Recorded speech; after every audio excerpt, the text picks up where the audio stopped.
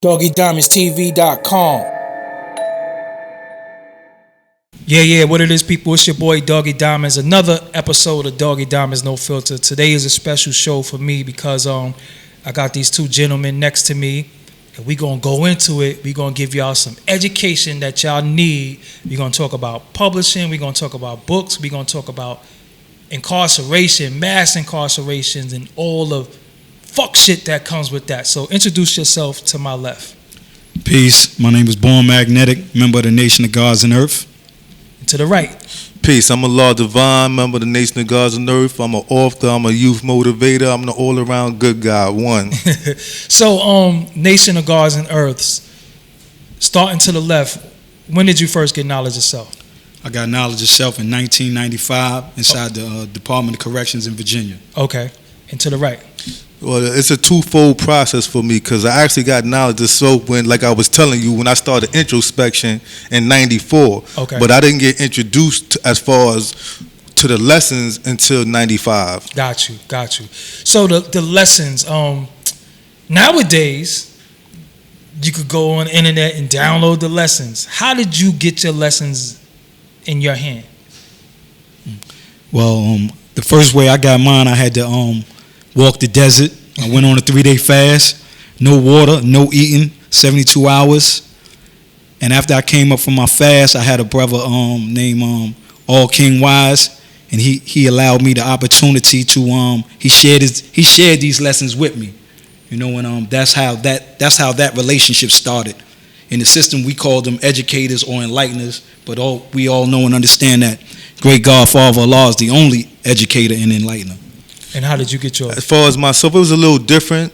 I ran across a young brother I was in the jail with. He couldn't read. Oh, wow. So he gave me the supreme mathematics, you know, and then when I was at the receiving center, then when I went to my uncle was a fiber center. So the interest was already there. So then when I went to the big house, you know, I watched and see how people were moving because we still in prison. Yes. And when I came into prison, it used to be thousands, literally. If it was 1,200 people in the compound, 300 to 400 of them was fiber centers. Wow. But everybody not real. So I watched. Then I met a brother from the Bronx, which we call Pelon, named Israel. And we just started walking as, you know, we two people from New York and we down in VA. And then he was like, yo, you know a lot of stuff. I was like, yeah. So he gave me the 5% newspaper. I didn't know that it was a newspaper called the 5%. I didn't know that either. We call it the Power Paper. And I read an article. We was on lock one day and I had like 30 of his papers. And I came across an article called Job Pretenders. And that article, like I said, yo, you know what? Without real, how you going to determine the fake from the real? So I had yelled up. I was like, yo, son, I'm ready. And then we had to walk. We call it walk in the desert. Got you. You ain't going to get those degrees if you ain't walking the desert. So I watched 72-hour fast. That's called walk in the desert, just water. So is that something on the inside, or you got to do that on the outside also? No, you had that comes with the culture. Got you. So is inside, isn't your the lessons was contraband at one point? Yes, sir. At one time, you know, we was all seen as STGs, you know, security threat groups. Okay. And so even having the lessons, it was against policy to have them. But once we put them, you know, part of being a member of the Nation of Gods and Earth is reciting your degrees to rote memory. Gotcha. So once you have them on memory, even if they took the degrees on paper, we always had them in our heads, so we were able to write them out at any given time. Got you. And universal beatdowns. That's when you didn't know your lessons, right? Yeah. That's iffy right there because, you know, me personally, I never participated in universal beatdown, nor did I ever agree with it. First, because the people that should have got universal beatdowns didn't get universal beatdowns. Who's the people that should have got it? The people that was ordering the joints. Okay, yeah. So it's like, it's all about, you know, if you feel like if a person live in popularity, the same thing that go on. Because I don't think if a person don't know a degree, you know, people got learning disabilities. You should get beat up for it. Yeah, so I never felt that, and I'm like, yo, y'all not gonna put your hands on certain dudes that y'all know that's gonna take it to a whole nother level. Gotcha. So like, whatever you do to a ant, you should be willing to do to an elephant. Facts. Got you. So in prison, where was you in prison at? Everywhere in Virginia. Everywhere in Virginia. But you're a native New Yorker. Yes, sir, from the Bronx. And you was in the same way in VA? In Virginia as well. Y'all met in Virginia? We have a mutual. I know his co-defendant. His co-defendant. Got you. And I know your co-defendant. Yes, you do. Yo, free Wilshawn, man. Yo, when my cousin Taz see this, he gonna bug out because I was just asking him, what happened to Wilshawn? I think I just asked him that a month ago, and now we gonna find out and we could get information on Wilshawn because I haven't seen him since we was kids. So I'm from Waverly and Fulton. He's from Clinton and Gates. Definitely a part of the hood, Wilshawn. So free Will. He's still incarcerated? Yes, sir. Free Wilshawn. Yes, sir. You know what I'm saying? So in prison, I don't really want to talk about, unless y'all want to talk about what you was in prison for, because that's really your personal business. I hate sometimes what you was in here for, But if you care to share that, that's cool. If not, we can move on. What's some of the don'ts in jail? Because I think people think you go in there, you're gonna get raped. You go in there, you're gonna get beat up. What are some of the don'ts in prisons, and what's some of the misconceptions? I'm gonna start with you. I think the biggest misconception is how men are perceived in prison, to outside society. Everyone in prison is not a homosexual. Everyone in prison is not a rapist. I think the biggest misconception also is that I live by the levels of reciprocity. I didn't want to get robbed, so I didn't rob. Got you. I did 25 years and I never owned a master lock. I never locked my stuff, and I was around so-called quote-unquote wolves. But what I came to understand is moving with wolves didn't make you a wolf. You were just amongst wolves. Got you. For the biggest part, at the end of the day, it was about respect. So men see me as a man, and I seen men as men. And that's the biggest misconception, that, if you go in there, you have to be territorial. Because, again, I was a New York dude doing a bid in Virginia. They called you New York? All the time.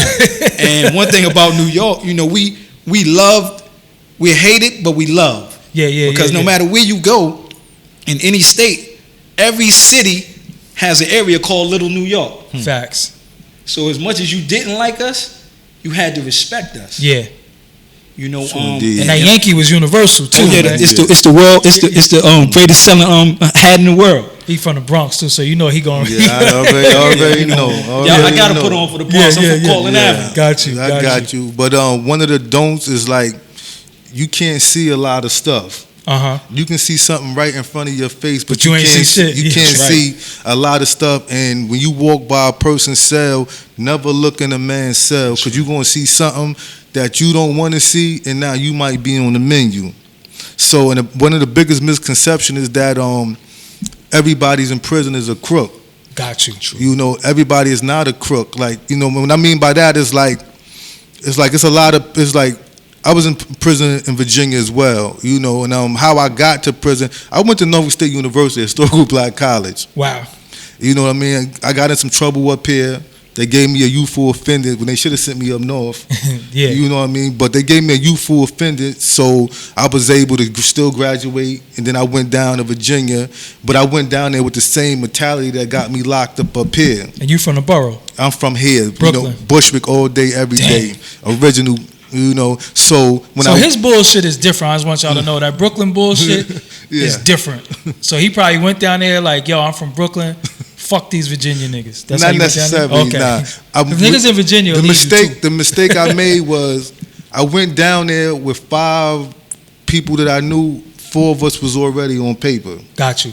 So that was already a recipe for disaster. While we was down there, people hate your swag because you from New York. That's their personal issue. So, people think that they can attack you and keep attacking you, and I'm talking about physically, and that is not going to elevate to another level. But once an opponent pulls out gunplay, it turns to another situation. Yes. So it's I was in a situation, and the people I was in a situation, from a reactionary standpoint, we wasn't the aggressors, but once you got in with the alligators, you got to see what alligators do. Yes. And and unfortunately, I was facing life in 28 years at 20 years old. Wow. And I blew trial, you know, and I thought they think they was doing me a favor because they sentenced me to 55 years with parole. That was their favor. Wow. So it's like when I seen the whole, technically I should have walked out of the courtroom, but that's a whole nother story. But I seen how they have let somebody testify on you that could be 1,000 times dirtier than you to get everybody else indicted. Because it's like, how many niggas we can lock up by the pound, but we'll let you go. We don't care what you did or what you played. Long as you, whatever script we give you, we want these other ones, especially if you got a little suaveness and little Sammy the bullshit. Exactly. You know what I mean? And it's like, you know, then I was identified as the leader, but I wasn't the leader because there's no such thing as leaders. You know what I mean? Just some people got more magnetism than other people. That's right. You know, and so I got roped in with the conspiracy. Conspiracy bring along every other charge, and that's what people don't know. Conspiracy is a charge that all the dudes I know from the street fear that over everything. Can you break down what is a conspiracy charge? Because I think it's a misconception. Okay. What's a conspiracy charge? Conspiracy charge is when they allegedly, you and some, got to be two or more people, did something, you know, or you had knowledge of it. You get the conspiracy. Somebody that you know got to bring you into the conspiracy. It's no outside people. Somebody that you know brings you into the conspiracy by saying you did something, you was privy something, or you was on the scene. Whether you was or not, it doesn't matter. Or, you know, they'll have a whole bunch of pictures. Like, that's another thing people don't know, especially people that got friends or partners that's getting money. They'll show you a whole bunch of pictures with you and that person out in the town. That picture shows that you were part of whatever that person is doing. You was there. And they know you wasn't. But they going to use you as leverage to roll on him because they can't get it. So now everybody got a conspiracy charge. And it's hard to beat because there's no physical evidence in a conspiracy charge. It's just his word against your word. And 9 or 10 times, you're not going to take the stand. And if you do take the stand, the people not going to believe you because if you got shackles on and the person testifying for the Commonwealth, for the DA is free, who look guilty? Yeah.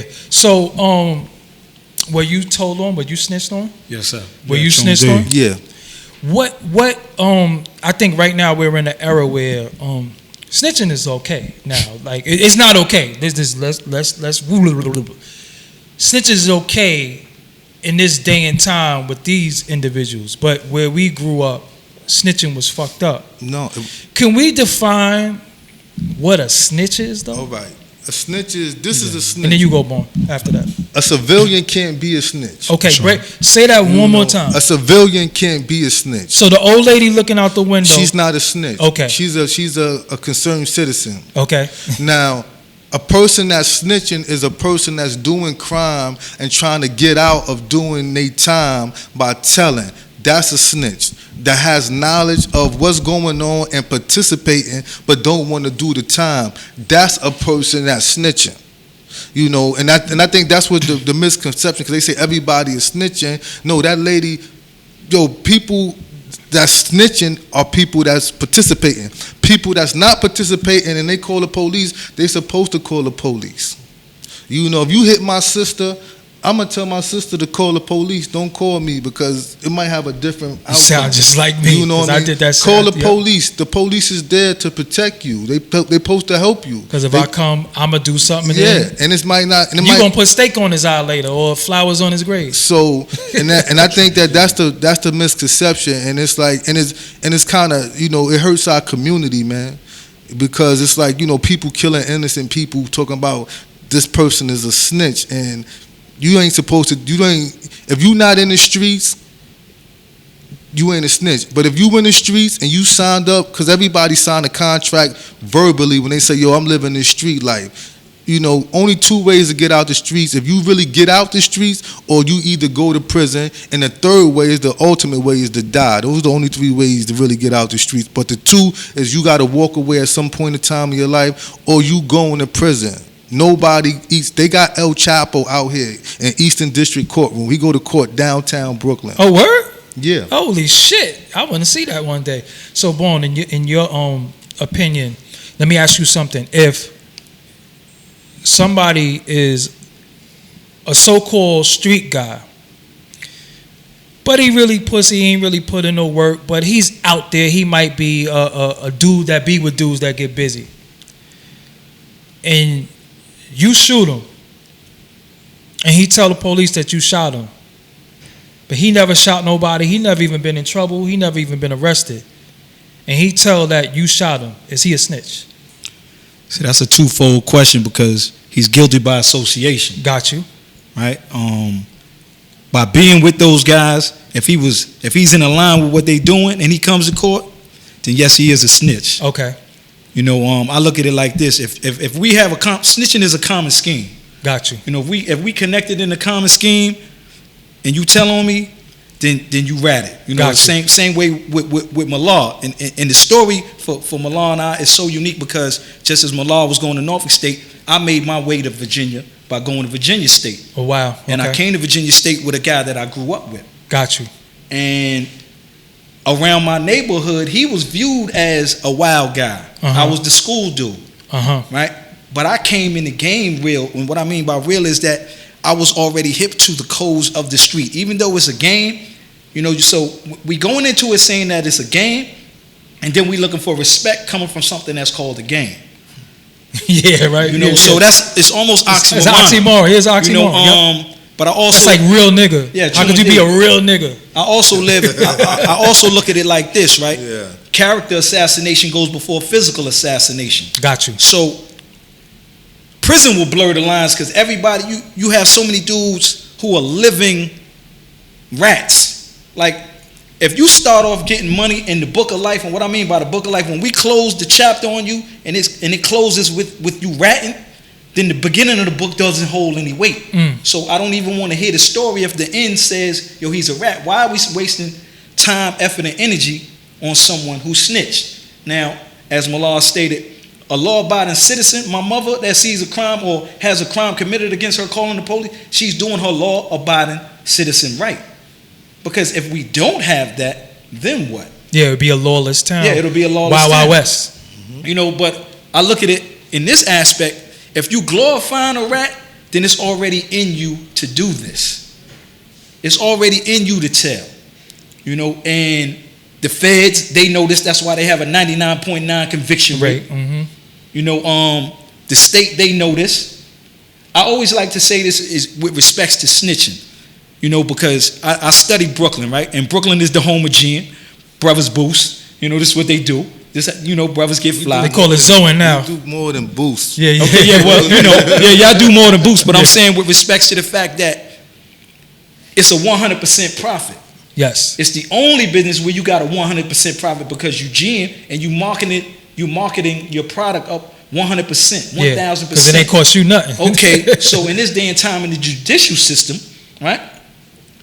The lawyers, the public defenders, they the boosters. Why? Because they get paid whether they win the case or they lose the case. You and I, we the close, right? And we go back on the rack. Wow. When you in prison, we used to say, yo, where you headed, man? I'm going to the rack. Yeah, so that's where the clothes go. We getting sent to the rack, way up north, up and away. And the boosters are going back into the clothing area, which is the courtroom, and doing what they do. Yeah. Mm-hmm. So, mutual combat. Two dudes shoot at each other. One get hit, one don't. And the dude that get hit say, yo, he shot me. He a snitch? He's definitely a snitch. Like, definitely a snitch. Definitely a snitch. Because for one, you ain't even got no hammer on you if you ain't championing certain things. It's like, yo, when you pick that hammer up, unless you law enforcement, you know, unless you legally got the security, right to hammer, uh-huh. You already agreed to what come with that hammer. And if you pull that hammer out now, the outcome is you got to bust that hammer because you shouldn't be pulling out no gun if you ain't a shooter. Now, if you shoot that hammer and you get the bad end of the stick or the duel, you know, back you see them Europeans, they used to duel each other, go 10 paces. Yeah. And if you get shot, you just got shot. Like, you know, that's what it is. You tell, you's a rat, man. Like, you know, you can't get around that. Why is snitching so permitted now, though? Because I'm gonna tell you a story. When I was getting extradited. I got extradited from here down, so they had to take us to the court. So, you know, I'm in the Brooklyn pen. So they brought co-defendants. They brought one person in our pen, and somebody went to the other pen. The dude got on the gate, said, "Yo, that dude that just walked up in there is snitching on me." With 30 seconds later, you might as well could have made a beat. That's how they was stomping him out. Yeah. That's how it was. You can't, like, you know, it was like, yo, you snitch, we gonna get at you. Like, but it's like on site. Now it's like, you snitch, you got the pack though, so you all right. That's right. So I'm like, hold up. So, cause this man feeding y'all, it's all right. That's what I was talking about off camera, remember? Yeah. So it's like, so it's like, it's no more honor. You know, it's no more cause. Like, long as you didn't snitch on me. Yeah. You know, so I'm like, well, what type of crazy logic? If a man snitch on his own blood, you think he's not gonna snitch on you? Or that's like when dudes be like, yo, he gay. I be with him, but he ain't never tried that shit with me. And that's crazy. You know, I think also Hollywood has a part to play. Yes. You know, Hollywood has a big part to play because they glamorize. Nino Brown was cool.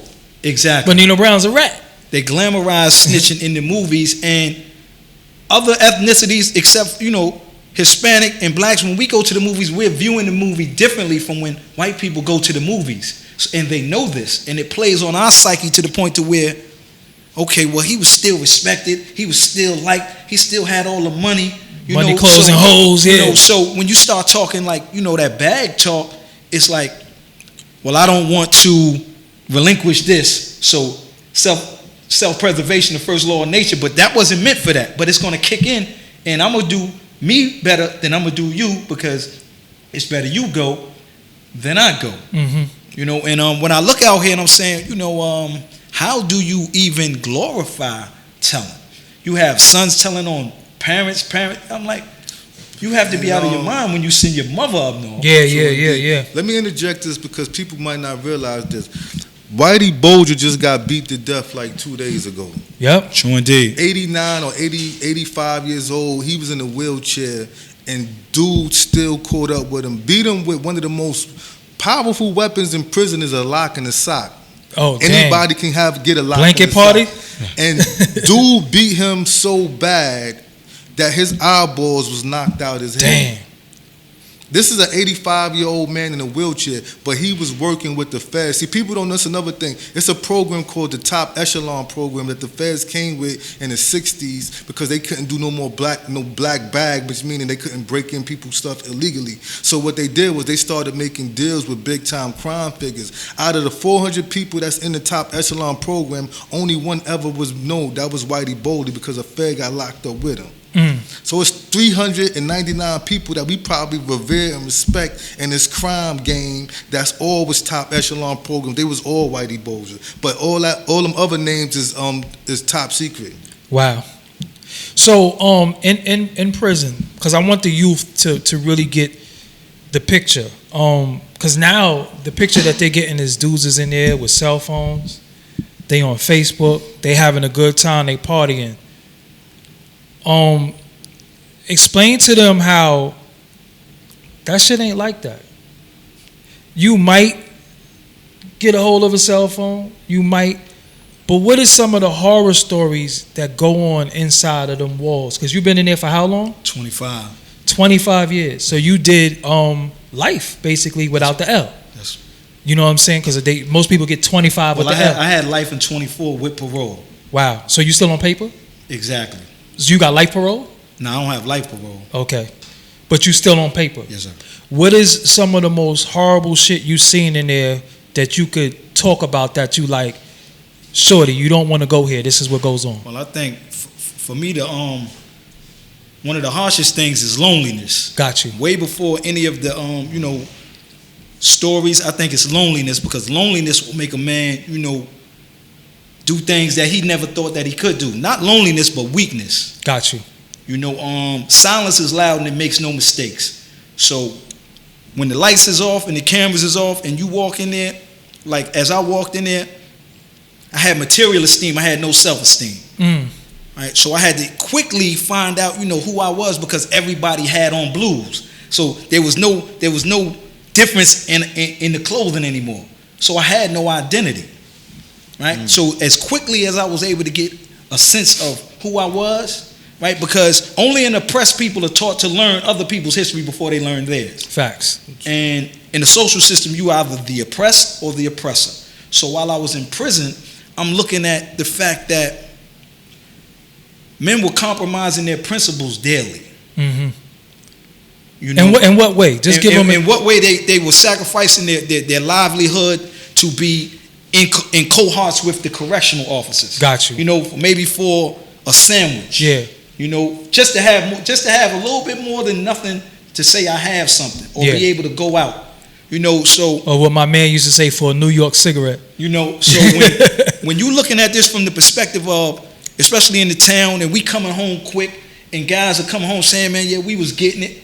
And that element does exist, but that even comes with consequences because everybody doesn't have a cell phone. Mm-hmm. It costs more to be in prison, you know. But the loneliness and the fact that it separates and it tears at the fabric of a man because you have isolation, right? And when you're in isolation and you on lockdown in that hole and they coming through with that loaf, that nasty ass Tell meal. them what a loaf is, G. Oh, the loaf, it has everything in it. You get it, you might get it. No, you get it one day. You get it once a day. And it has so much stuff in it, so much garbage packed in it, but they say it's vitamins and all this. It's everything that's supposed to be in a supplemental meal. It might be bread, it might be soybean, it might be processed meat. Which is no good for you. Soy is no good for you. So, you know, I've seen stabbings. You know, I don't. You know, the things that that's go typical. on in prison, that's typical. They exist. Yeah. But what drives a man to that is the lack of knowledge, intelligence. And when you don't have that intelligence, it'll make you do things. It'll make you. And when I say compromise your principles, I'm saying go against the integrity of who you are as a man. You know, we are created to be thinkers and be best builders. You know, so when we in prison and I'm looking like, okay, we pawns in the game. Right? Because we saying that it is real, and everybody goes to prison to play chess. You know, so Mallah shared with me one time, the best chess masters, right, are the ones that can play the game without playing the game. Mm-hmm. So you study the pieces and you study the people, right? So we are all pawns in the game, but the pieces that black and Hispanic men and women play on the chessboard, we the rooks. Yeah. Because where you find us at, we always on the corner. Yeah. And all the rook does is go up, horizontal or vertical. Yeah. And where you find a young black man and woman and Hispanic man, being a rook. Yeah. You know, and taking chances. But and the key part of that is the loneliness will tear at your soul. Because when you say loneliness, I'm going to get to you with the same question, but when you say loneliness, that means sometimes your best friend got killed out in the street. You can't say goodbye to him. You hear about it via letter or phone call. Sure indeed. The old lady that used to go to the store for passed away. You ain't gonna see her ever again. You know, let me just interject this, doggy. Being from New York, when people pass away, we can't go to the funeral. Wow. No matter who it is? No, I got a violent crime. I can't go to the funeral. Even if it's your mother? Even if it's your mother, you can't even go to the wake. So what they do is they send a videotape or a DVD of the wake. I believe it's a wake and the funeral. So here you are, you sacrificed everything, and now you have no one. Wow. All for that street money, and you lose, and that's what you're saying about the loneliness, because now you're saying goodbye to your mother off a DVD. Because at the end of the day, and this is what's so funny, right? And I'm gonna let Mallah, you know, I go from borough to borough and I do workshops with young men and women, right? And I always ask this question: what's most important, respect or love? And a lot of people say respect, right? This era will say respect, and I tell them, I said I had respect when I went to prison. I had it while I was in there, but love brought me home. Love got me out that life sentence. Letters from other people, not respect, because the people that respected me, they ain't do nothing for me. They don't give a fuck about you. You know, and one thing about being in that cipher or that circle, when you passing that loud around with your man, see that circle's still gonna go. Yeah. You gonna get subtracted, and that circle gonna get passed because somebody else gonna take your spot. Yeah. But that dinner plate that your mother sits down at that table, that spot that I normally would have, nobody sat in that place till June. Yeah. 25 years later, I left my mother, and the last time I said hello was the last time I said hello. Wow. And you know, it's crazy that you said that. I always have a saying that I tell everybody that listen to me. I always say, I only listen to people who love me. Don't I always say that shit? I said I only listen to people who I know love me. I don't give a fuck, yo, I got mad respect for you. Yeah, that shit cool, but just like you could respect me, you could disrespect me. Respect is conditional, you know what I'm saying? Because the minute I tell you no, you lose all respect for me, or I did something. No, that's you right. lose all respect. Oh, I lost it, because they quick to say that to me. Yo, I lost respect for you, Doggie Diamonds. I don't give a fuck, because when you have love for somebody, when it's genuine love, that shit never get lost unless it's a violation. You know what I'm saying? And then you still might have a little love for somebody, and a little love could go a long way, better than no love at all. So what is some of the craziest shit you seen in prison to tell these little dudes this ain't the place for you? The first thing is like some prisons now is 2-man cell. All right, so you always gotta be on mindful who your cell partner is. Like the code is when you go to a prison, don't go in your cell until you know who your cell partner is. You take your stuff, you put it on the side, and you like, yo, who I'm in the cell with. That's off top. Second, you know, I seen a situation where dude thought his cell partner was pussy. Because his cell partner, he didn't have nothing. His cell partner actually used to clean my man's cell up for a can of tobacco. Got you. So he kept asking my man for a banger. My man was like, yo, I ain't giving you no banger. Banger is, translate that for someone. It's a knife, a shank. Yeah, shank, you know. So I was like, so I'm up there, and he was like, why you want a banger for? He was like, for his cell partner. He said, for yourself? For what? He said, dude, now let me plug my TV up.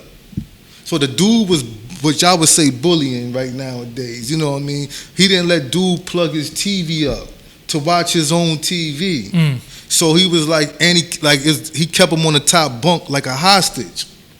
So my man was cool with the other dude. He said, yo, stop doing that shit. And second, yo, dude looking for a banger. He was like, man, fuck that nigga, he pussy. All right, my man did his, you know, he gave you what's going on, cool. So it was one night, I think it was like 3 o'clock in the morning. Now I'm on the top tier. These individuals on the bottom tier, and they tears in the corner. I heard the most gut-wrenching scream. I jumped off the top bunk.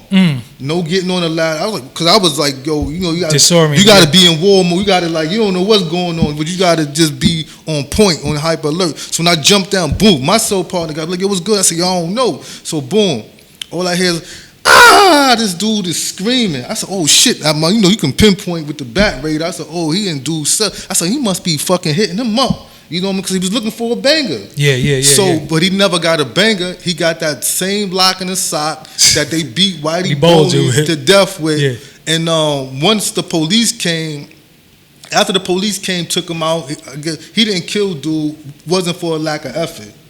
Because they was in the cell, the street, dude hitting him while he was asleep. Yeah. So after the police came, they called the inmate that come and clean up this. Anytime you see the red box, that's the hazmatic box. Okay. The police told, or the COs told dudes the next day, like, yo, it looked like Freddy Krueger or somebody was up in there. That's how much blood was on the joint. So that's like one of the things, you gotta always know who your cell partner is, and ain't nobody really pussy. Yeah. And you know, and you can't go to sleep thinking that somebody a sucker. That's one of the crazy things. Now, this is some funny, crazy shit, but it's still crazy. Like, they used to call one dude, I think I was like 24, and they used to call this dude, older dude, Rubberneck. So I'm like, yo, why the fuck y'all call this dude Rubberneck? They was like, yo, son, the COs was making round one day, and they caught this dude sucking his own dick. Whoa. So I'm like, what type of shit is that? Yeah. Then there was another old head. See, when you in prison for a long time, people's minds start to deteriorate. Mental health is a big thing in prison. That's right. You know, and amongst black people, we don't never talk about mental health. Period. You know, so we kind of late behind that. It was another dude, good dude, always. He was just like a cell house worker. I mean, he was always cleaning up. You know, older cat, good dude. One night they just took him to the hospital. He had a roll-on ball stuck up his ass. So he was playing with he was fucking himself with a roll-on bottle, the odorant roll-on bottle. Wow. So I'm like, So I was like, yo, damn, this shit is an insane asylum. Yeah, basically. You know what I mean? Yeah, long story so short. it's like when you see shit like that, and as far as compromising your integrity, like some of our homeboys down there be gay, and I'm talking about they was gay on out here, like they was the feminine type gay, but they be like I talk about that in my book. You know what I mean? But they be master manipulators. Like one of our homeboys, he used to get mad weed, you know, and so they used to go at the young dudes. So young dudes will suck them, let them suck them off, he had to hit them or he hit them or whatever, and he get them some of the sack. So I'm like, yo, so you fucking another motherfucker or letting another motherfucker suck your dick for what's arguably a 20 ounce of weed. So you went to jail, a straight young dude. Yeah, they be straight. And you became a homosexual for weed. For weed. Holy shit. You know what I mean? And but not to cut your wisdom, but so that means you come home telling your girl and your homie how you was in jail, you was this, that, and the third, but you was in jail what we call a fun boy. You was in there. See, that shit crazy. You had dudes say this. You had dudes say this, because I see a lot of dudes, they was going home and they'll say, yo, what happened in the penitentiary, stay in the penitentiary. That's what I'm saying. I say, no, if I see you with anybody, any female, I'm going to let them know who the fuck you, especially if these females my family, man. Yeah. I say, yo, but that's the mind state. See, it's different currents in prison. Okay. Like the homosexual current is his own current. Like you enter at your own choice, unless you get raped. And people was getting raped, but it's not like the movies. Got you. You know what I mean? And it's like, and I'm like, can't no another man rape another man? Like, you know, like you probably can knock a man out and then rape him. That's different. Yeah. But then you can get your get back because you got to wake up. Yeah. But you can't wrestle a dude and pull off his pants and grease. Like I ain't never bought that shit. So it's like, so that's type of some of the crazy stuff. But like when he said, I lost my father. I grew up with my mother and father. Like you know, I lost my father at 23. You know what I mean? And I didn't go to no funeral. I didn't even get no DVD. You know what I mean? So it's like, so knowing that, like he said, that the psychological aspect, knowing that, yo, I'ma never see my father again. I didn't start liking jazz until I went to prison. So now I could never go to a jazz club with my pops. You know, and this the thing. Something sentimental that you think don't mean nothing to you. Yeah. But as a grown ass man now, you say, damn man, that would have been cool. Yeah. And you see, and that's a lot of things that people don't. Prison is more psychological than physical. That's right. A person step to you, you're going to do what you got to do. It's like it's nothing. Yeah. But the psychological aspect, you know, like a dude knock his own eyeball out with a comb, playing cards, then go in his cell, he just knock his eyeball out. Nobody don't know why. Yeah. This the type of stuff that happens. So from like the psychological aspect, this is what break people down, and they break them down to they become unrecognizable to themselves. The pill line is longer than the child line. Wow. So everybody ain't getting diabetes medication. Yeah, they getting psych drugs, you know and antidepressants, and they getting experimental stuff. Yeah, because y'all getting it first. So it's like, and I used to study this, like to really go to prison and do your time and come out all right, you gotta identify first day that, yo, not the people's your enemy, but the system and the people that run the system. These motherfuckers are your enemy. Like, you know what I mean? Like, I did my best. I had a few scuffles and stuff like that, but I came and I was like, yo, no prisoner is my enemy, man. Mm-hmm. And that's the way I carried it from when I went in there until I left. You know, and the little incidents I had, they wasn't nothing real. They wasn't nothing serious. You know what I mean? And because I always seen that, yo, these people was our enemy, man. Yeah. You know what I mean? And they doing everything in their power. Like, people talk about rehabilitation. We black people in this country, if you look at the word rehabilitated, it means to restore back. What are we going to be restored back to? To begin in with. America, So there's no such thing as rehabilitation. So when you understand that there's no rehabilitation, you have to develop your own self. And when you understand that, you can successfully navigate through prison and come out all right without getting to the pitfall. But people love the pitfalls, and that's just quite honest because, you know, people get lonely. Sometimes you see a dude, he get lonely. Next thing you know, he at the homosexual cell. You see something like this go on. You already know. You already know. And you do the knowledge. Like, yo, what the fuck did I just see? And this might have been a dude that 2 days ago was talking to you. Said, yo, man, I'm thinking about getting knowledge itself. Wow. So you like, yo, what the fuck? Like, yo, I seen that all. Dude come out like when I was younger, I was cell house. Our whole crew was cell house, so we always out. So we see everything. So you see lunchtime when dudes supposed to be locked in to get ready to go to lunch. Lunchtime come, dude coming out of one man cell with another dude. That's a one man cell. Yeah. So when you see shit like that, you like, yo, what the fuck? Like, yo, what you doing? Like, you know what I mean? Then now we got to see you because you put us in a situation. Yeah. Because people saw you with us. Yeah. We gonna see you later in the TV from you already know what time it is. So, and that's the crazy stuff. And it got. But that has a lot to do with more of loneliness. Yeah. Like he said, the mental illness. And just sometimes letting this shit overtake you. True indeed. Yeah. The environment. I wanted to ask you. You did 24. 25. Yeah. 25. Where did it go wrong for you? If you could pinpoint and you could backtrack and tell the young dudes, what was the point of no return for you? Because a lot of them might be where you was at a certain age. What was the breaking point where you just went all the way to the dark side? The streets have a magnetic attraction all of their own. Yes. And growing up, in the hood, I start with it like this. We had communities, went to neighborhoods, and now we call them hoods. So when you seeing, and I come from a good home. My mother worked every day, so I know what a working family looks like. But in order for me to get from out my building to the train station, I'm walking by a rack of 1,000 hustlers. And it looks so good. And the fly girls. And the fly girls and things of that nature. And the cars. And New York City didn't do it. We talking about the late 80s, early 90s, where if you was a square, you was nobody. Yeah. So you was a rapper, you was a nobody. Yeah, really. Rappers want, true indeed. Rappers wanted to be like the hustlers. You was just straight like, you wanted to be like a hustler. Yeah. And when I had my opportunity, going in and out of town with different guys and going in and out of state with different guys. And I was going out of town one time, and I went out of town to Connecticut.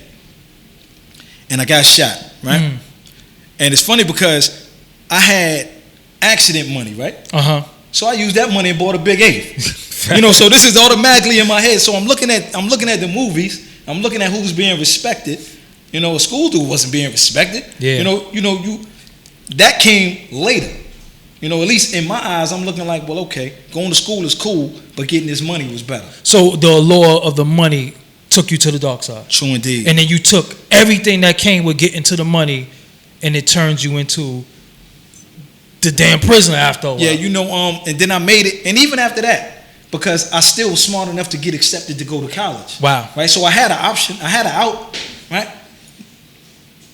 But water seeks its own level. And what I mean by that is, whatever you pour water into, it takes that shape. Yes. So I didn't go from the projects of the Bronx to the suburbs of Virginia. Yes. I found myself in Petersburg, Virginia, going to Virginia State University. And when the people said, be mindful and don't go across that bridge, all I heard was, go across that bridge. Yes. Then I'm hearing people, man, you going to Virginia, you can go out there and get it. Yeah, because the money triple out there. So what really played on my psyche, I was going to Rucker Park one day. I was walking across the 161st Street Bridge to Rucker Park. And it was 4 girls in a Jeep. And they said, yeah, baby, you looking good, but you can't get this with that. You can't get none of this on heels. You got to get 4 wheels. And I immediately made a U-turn and went straight back to the block. Wow. So when I'm out of state, I'm seeing people not recognizing that people go to college and their families have money. I'm looking at these people. I said, well, okay, the best way for me to compete is, okay, I know I can take this from out here and come out of state and triple it. And flip, yeah. And it was working so much. But again, like I said, water seeks its own level. So my first day in college, I was still on the block. You had a pack, yeah. I was still, my mindset was incarcerated to the block. Yeah. And Doggy, what's so funny is, no, not what's so funny, what's sad is that I did 25 years in prison, but I left some dudes 25 years on the block, and they more in prison than me. They never left the area. Wow. Their mindset doesn't go past the 4-block radius. Yep. And the system is designed to keep you there. Because they put all the chicken spots, they put all the liquor store, they put some dudes from the Bronx never been in Manhattan. And that's so sad, because I brought some of my friends, I'll never forget it. I brought some of my mans to King's Dominion.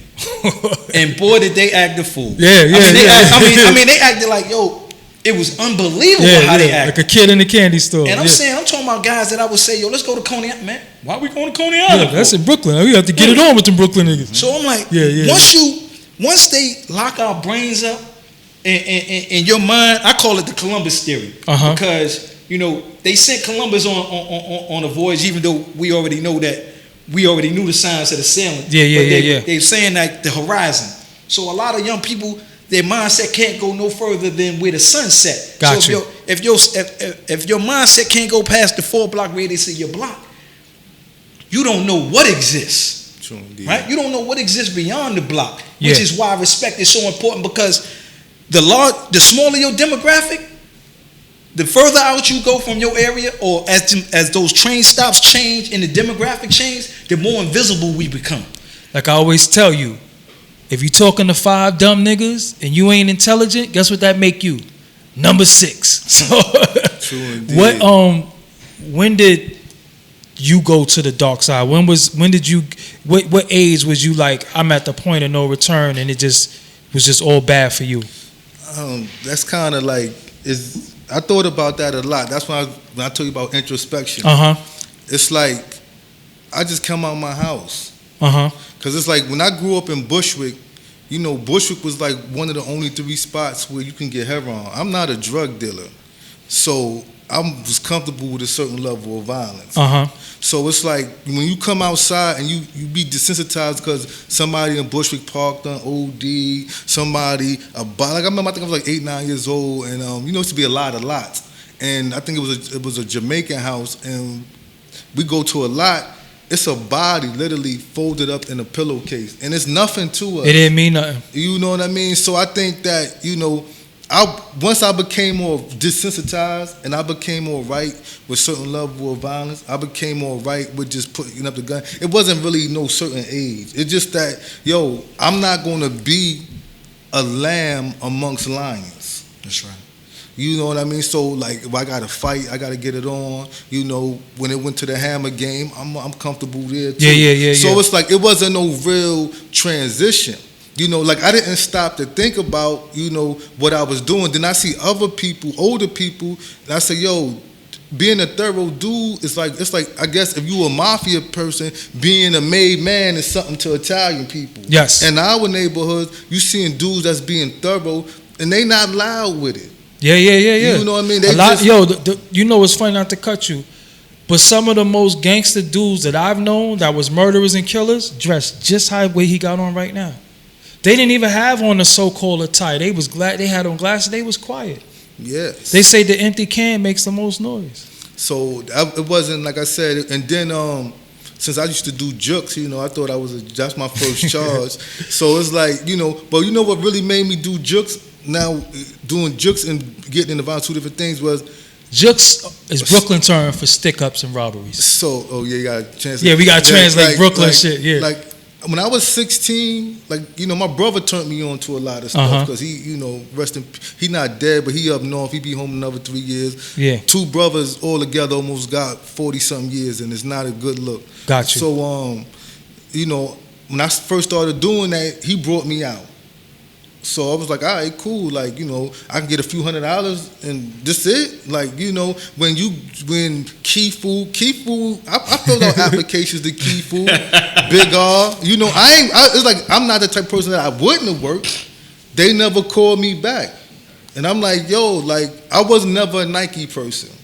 I was a Reebok person. Got you. So I like Reeboks, you know what I mean? I used to love the pumps, man. So yeah, so it's like when the Rad Reeboks hit, I was like one of the first people with the Rad Reeboks, you know what I mean? So it's like I like velour suits because I seen older cats with velour suits. So I gotta get mines, and I got mines by pulling out that ratchet because I feel like I seen dudes like my other dudes that we was the same age when they selling drugs. I'm like, yo, you out here 12, 1 o'clock at night selling drugs? We got to go to school tomorrow. Yeah. I'm like, man, you crazy. You was just trying to get know yours. What I mean? So was you because I was a Midtown dude. I was hitting pockets. Nah, we was pulling them ratchets out. See, I at one point it was the thrill of me being 12 and being able to knock a grown man out. Okay. I love that shit. Like, yo, you see, I hit him, yo, he fell. Yeah. So it was the fact though that I was able to. It was an art to dig in pockets though, because sometimes you could hit his pocket, and by the time he grabbed his pocket, you was gone. You hit everything in his pocket, and then because unfortunately this ain't nothing to glorify, but Brooklyn is like the home where we just rob everything. And then Glasses, shout out to the homie Glasses Malone. He hit me up from the West Coast. He told me, he said, yo, a robber is a piece of shit. I said, why you say that? He said, think about it. You ain't worked for shit, and the motherfucker just worked his ass and bust his ass, and then you come take his shit with a gun. That's some sucker shit. And I was like, it is. Yo, that shit is some sucker shit. It is. That is some real sucker shit. Because it be people earning honest livings, and then you come and they don't got no wins. At all. That is fucked up. So I want to get in, before we get up out of here, please, let's get into some of this literature that you wrote, and where could they get it at? First and foremost, give me the 2 names of these books. This book right here, this is my first book. This is The Hidden Hand, Duality of Self. Okay. You can get it on Amazon or on Kindle, whichever way you like. Under what name should they look under as Mallah Divine, my name. Mallah Divine. Yeah, I'm the brand. This is just Mallah Divine. Make sure you give me the links, and I'll put that in the description box of these videos. This book right here is an urban political street thriller. I'm like the father of that genre. Okay. What I did was I said, what would happen if a person go up north, because you still got Black Panthers and stuff, BLA locked up, and he get retrained. He retrained his thinking. Then he come home, he see gentrification, he see police brutality. So he take what he learned. He go from dealing with civil rights tactics to forming an urban guerrilla team. And I said it in Bushwick because that's where I'm from. Yeah. So Brooklyn, I'm Brooklyn biased though. Yeah. I'm Brooklyn biased. This is my second book out. I just published this on August 31st. Okay. And it's called Prison Survival, Hell's Prison.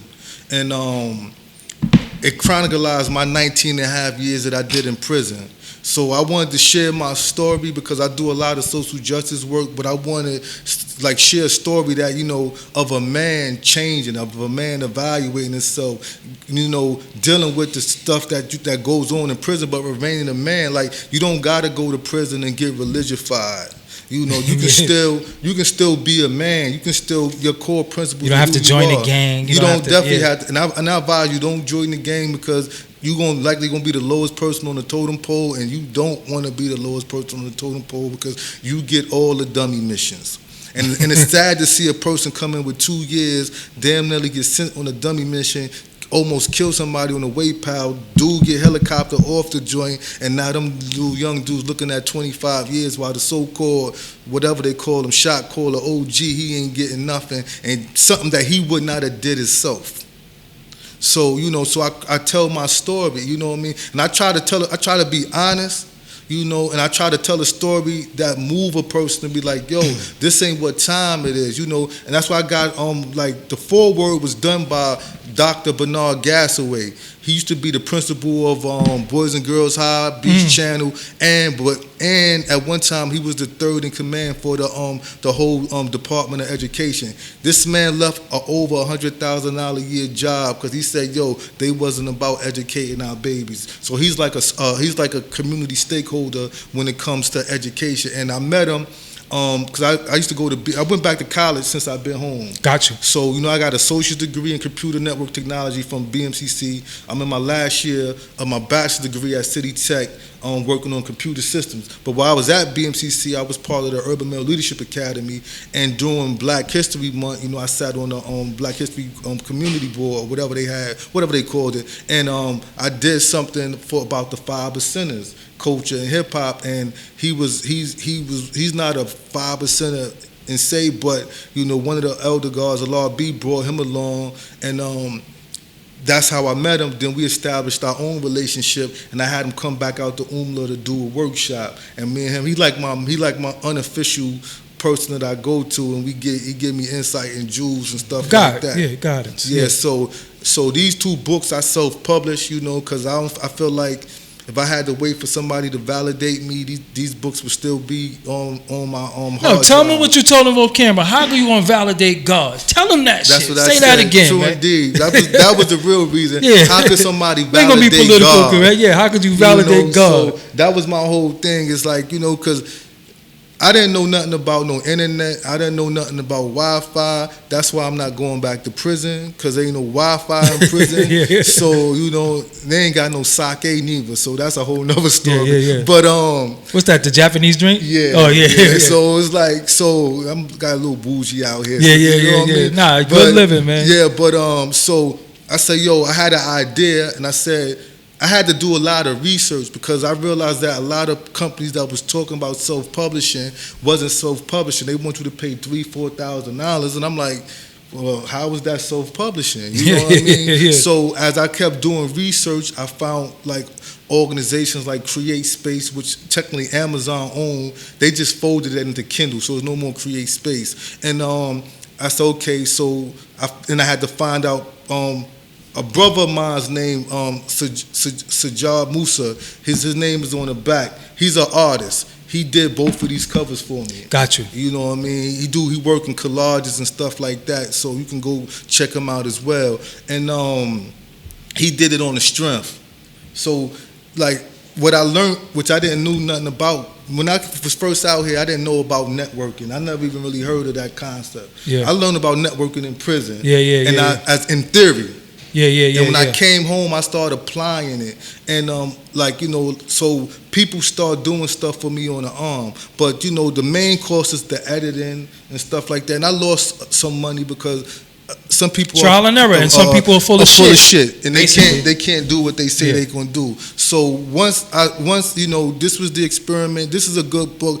Anybody that like urban fiction, none of the authors out there can fuck with me. You know what I mean? If you buy this book and you don't like this book, I'll give you your money back. I ain't co-signing that. I ain't giving you shit back. That's on the real, because everybody can't tell a story. Yeah. And that's the whole thing. And I think that when you write, just because you write about certain things, it don't have to be unintelligent. Yes. You're going to learn social political things in this novel as well too. And you're gonna learn about people you never heard of as well. But you're gonna get a good story, because at the end of the day, it's some street shit. Are you on social media? Yes. Give them all your social media. Everything is my name, Allah Divine Mallah. Okay, that makes the most sense. Before we go, what's your social media? Magnetic 54. Okay. I like to first I have to give respects to Old Myth, OG Audio, Facts. who put this interview together. Yes. Manifest something beautiful. Yes. Global currency. Yes. And I also partnership with an organization called Lead by Example. We do Dope. Cure Violence, headed by Antonio Hendrickson. So, we do Cure Violence. We do youth intervention. Is my man Blizz a part of that Cure We do Violence? youth intervention. Yeah, because you have Release the Grip. You have Save Our Streets. You I have think Cure Violence, his name is Kareem Johnson on Facebook. Blizz, I think he do Cure Violence. He be in Kings County with a lot of the kids. True indeed. Yeah. Shout out to the homie Blizz. Yeah.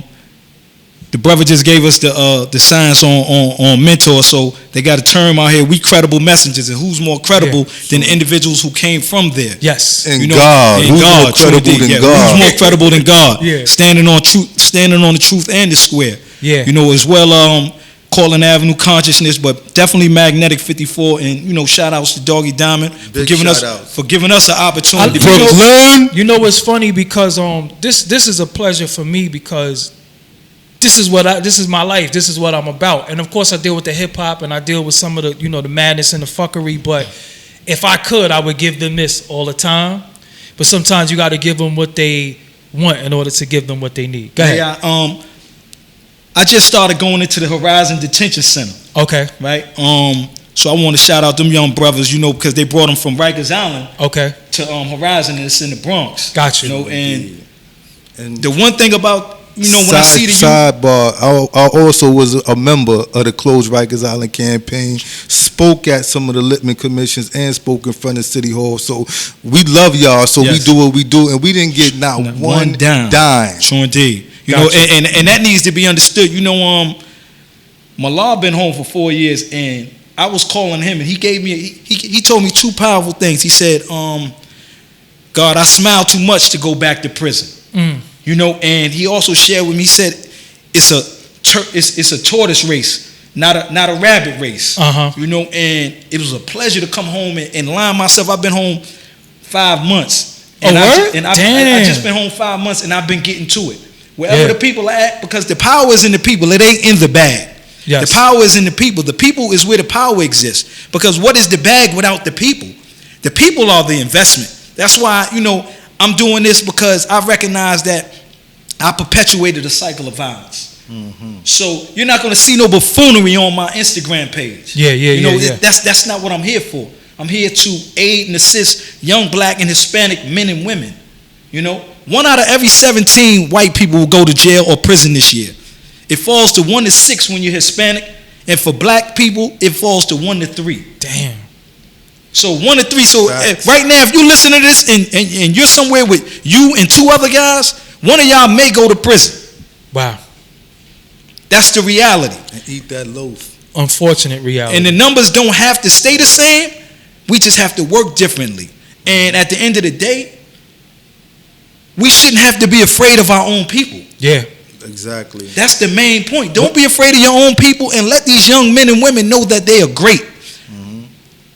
They didn't bring slaves from Africa. They brought kings and queens, and they made us slaves. And scientists. Everything. And everything was there. And even when we got here, we built this shit for them. We built it for them. So, as Haki Matabuti stated in Black Men Obsolete, Single, and Dangerous, how do you catch up to a people that had a 400-year head start? How do we begin to catch the baton? So, you know, don't be so judgmental when you're dealing with the youth. Talk to them, not at them. True indeed. Listen more, talk less, and manifest something beautiful. That's why you got 2 ears and 1 mouth. Exactly. And I tell people that shit all the time. Yo, I definitely this was very enjoyable for me, more than not saying I thought it would be, but I just like this dialogue. I definitely want to do a part 2. I definitely want to do a follow-up. Make sure you read these 2. Yeah, I'm a reader, so that ain't about nothing. I ain't gonna front. I'm gonna go in the bathroom, drop me a deuce, and every time I drop a deuce, I'm reading some of these pages. That's my library, the bathroom. But I definitely want to do a part 2 because collectively y'all did a shitload of jail time, and y'all came home. And y'all not savage, and that's very, very important. And you're not trying to go back, you know. And the funniest shit about it is that looking at you and looking at him, it's a different contrast, because I'm pretty sure people will look at you and think you some pussy square dude who got a job, and you end up getting washed sleeping. This is what I'm saying about appearance.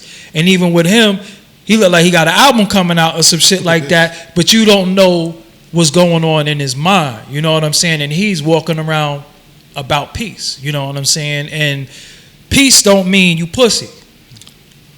You know what I'm saying? Peace is actually an acronym, but you know, I'll let y'all figure that out, you know what I'm saying? And you know, like I said, this is definitely was a pleasure for me to have y'all. Shout out to Old Myth for linking y'all, and he definitely advocated. He was like, yo, these 2 brothers did a lot of time, they got a lot to say to the youth. And I want to deal with more talking to the youth and let them know, like, yo, look, this is the contrast, and this is what I want you to see.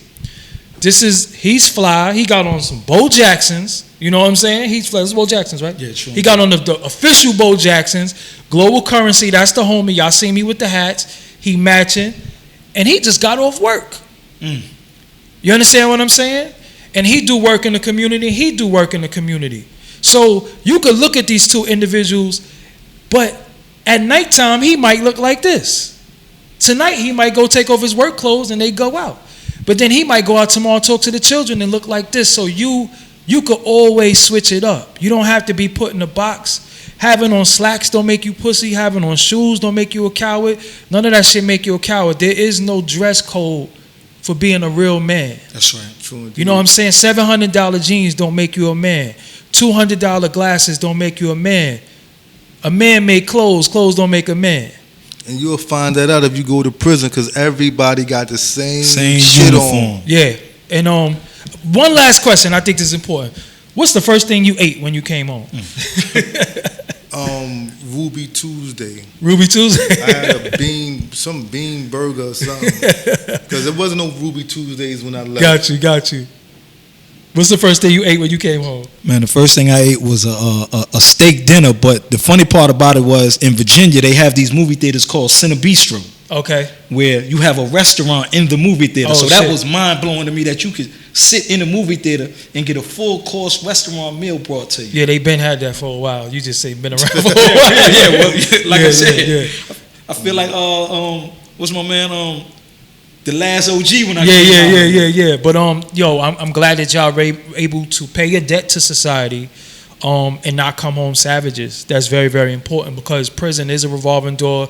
It's a cycle, and I'm glad that you was able to come home and get readjusted back into society and not be put in a predicament where you're setting yourself up to go back. That's right. Because that's the problem with a lot of individuals too. They have nothing to come home to, so all they do is go back and get their hands dirty and get it how the only way they think they know how to get it. So when you see guys like this, that's paid their debt to society first and foremost, and then some, and trying to do something, support their efforts. You know what I'm saying? If you buying books with titties and ass, and you buying books by these famous people who have a whole bunch of money that give you nothing, this is the clean glass right here. The Honorable Elijah Muhammad used to talk about. This is the clean glass. A lot of people giving you that dirty water. You still drinking that Flint water. You know what I'm saying? This is the clean water right here. So with that, I'm Doggie Diamonds, Doggie Diamonds TV, Doggie Diamonds No Filter. We out of here. Peace. Part 2 coming. Y'all gonna ask me for a part 2. Part 2 is coming. Peace.